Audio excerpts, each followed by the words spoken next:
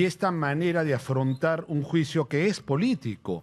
Y no es que queramos forzar la política en un juicio, sino que está revestido por intereses de persecución, de instrumentalización de la justicia. Y sigues haciendo un negocio con el Estado después de eso. ¿Cuál es el mensaje que estamos dando? ¿Cuál es el mensaje? Por eso es que los chinos dicen que hay que fusilarlos y fusilar a los funcionarios judiciales que no hacen su labor. Eso es lo que dicen los chinos.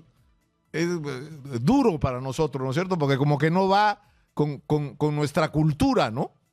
Y con nuestra tradición.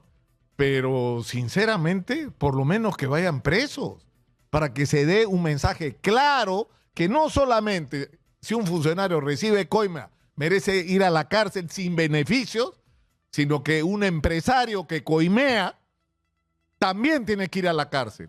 Y a ver si eso no es una señal. ¿Ah? ¿Cuántos empresarios de los metidos en la corrupción en las últimas 3 décadas están en la cana? Díganme ustedes. Espero, el lunes me contestan. A ver si tienen una respuesta. Está en nuestros estudios Raúl Noblecilla Olachea, abogado de la ex premier Betsy Chávez. Bienvenido. Un Raúl. abrazo, Nicolás, gracias. Nos ha sorprendido primero que Pedro Castillo está sin abogado, ¿no es cierto? Lo está asistiendo un abogado de oficio.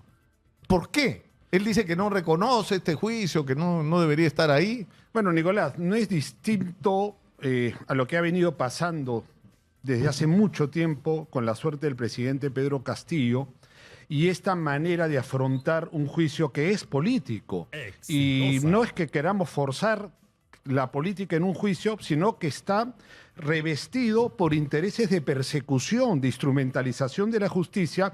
Y si quiere ser muy práctico, hablamos de delitos políticos, hablamos de rebelión, supuesta rebelión.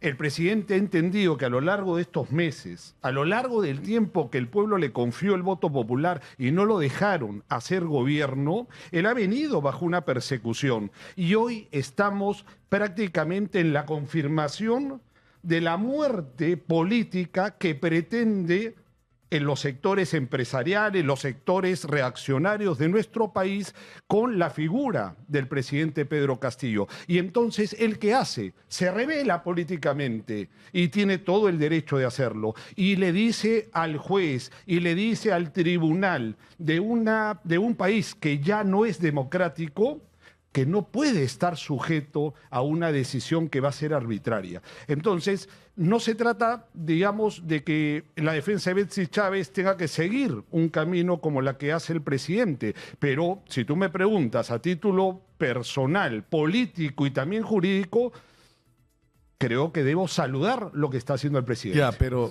digamos, y esto no es la primera vez que se discute, ¿no es cierto? Es innegable que Pedro Castillo, es decir, el primer problema que hubo es que una vez más, como ocurrió, aunque de una manera más extrema, Keiko Fujimori se negó a reconocer el resultado y se habló de fraude, ¿no es cierto? Incluyendo en Estados Unidos hay gente que ha perdido hasta la licencia de abogado por dar información falsa. Acá no pasa nada, ¿no? Bueno, se dijo que había fraude, no se pudo acreditar este fraude, pero está instalado en la cabeza de un porcentaje muy grande de peruanos que en realidad sí hubo fraude en mesa, ¿no? Y eso fue muy grave. O sea, el no reconocimiento de un resultado electoral que te abrió un periodo de crisis muy grave. Es cierto también que hubo una campaña sistemática por vacarlo. En tercer lugar, es cierto también que hubo una especie de tiro al blanco, tiro al ministro, ¿no es cierto? O sea, algunos eran muy malos con ministros, otros más o menos ya, pero igual. Y que se creó una situación muy difícil. Todo eso es cierto, pero también es cierto que el gobierno fue muy ineficiente, ¿no es cierto? Que por reconocimiento el propio Pedro Castillo no estaba preparado para gobernar el país. Y es cierto también que hay indicios claros de actos de corrupción. Pero todo eso puede ser materia de discusión, pero lo que está fuera de discusión, Raúl, es que hubo un intento de golpe de Estado. El presidente en ese momento, Pedro Castillo, sale en la radio, la televisión, en un mensaje diciendo que cierra el Congreso, que ordena a las Fuerzas Armadas tomar el control de las instituciones. Es un golpe de Estado.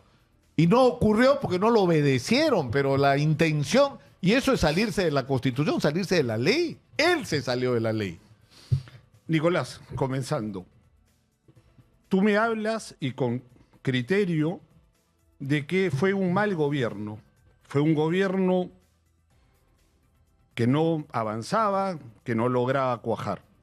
Y yo te pregunto, ¿era posible cuajar con una reacción de ataque sistemático, no solo a la figura presidencial, sino a tratar de que en un año tenga 3 vacancias? O sea, ¿cómo podemos nosotros decir que Pedro Castillo no pudo gobernar por sus errores si tenía al feroz enemigo de los grupos empresariales, de los medios de comunicación, Nicolás? Tenemos que reconocerlo. Los medios de comunicación panfleteros le daban cabe constante al gobierno, y no al gobierno, sino a la decisión. Entonces, cuando tú me dices, ¿estábamos preparados o el presidente estaba preparado? Yo te tendría que preguntar o preguntarnos, ¿esta patria está realmente preparada para ejercer la democracia?